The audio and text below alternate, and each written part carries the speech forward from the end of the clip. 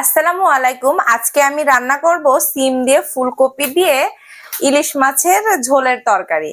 আসেন কিভাবে রান্না করি সেটাই আপনাদেরকে দেখাবো। প্রথমে সবজিগুলো একটু ভালোভাবে ধুয়ে নিচ্ছি। রান্না করার জন্য এই যে আগে থেকে সবকিছু গুছিয়ে রেখেছি। কড়াইতে তেল দিয়ে দিলাম। প্রত্যেকটা মাছের তরকারিতেই আপনার একটু সরিষার তেলটা ব্যবহার করি। এবার মাছগুলো প্রথমে একটু ভেজে নিব। আমি এই তেলকে খুব ভয় পাই। প্রথমে অল্প একটু পেঁয়াজ কুচি দিয়ে দিলাম। হালকা একটু ভাজা হয়ে গেলে এখানে দিয়ে দিলাম ফুলকপিগুলো। এবার একটু অল্প করে পানি দিয়ে দিলাম কষানোর জন্য। এটা একটু ফুটে উঠলে তারপরে একে একে সব মশলাগুলো দিয়ে দিব।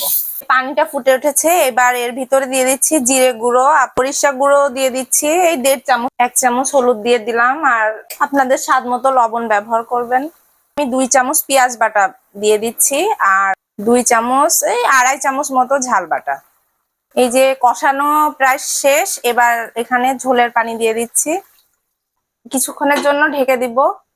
আর এদিকে তরকারির জন্য একটু পেঁয়াজ ভেজে নিব। বেরেস্তা করা হয়ে গেছে, এবার এটা আর এটাতে একটু জিরে ভেজে নিব। এই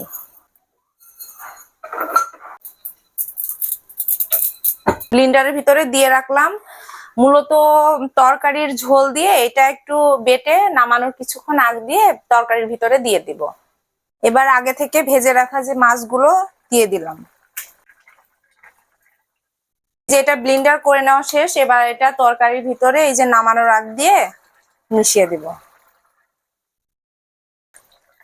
সুন্দরভাবে। এই যে আমার তরকারি রান্না শেষ, দেখেন কতটা সুন্দর হয়েছে।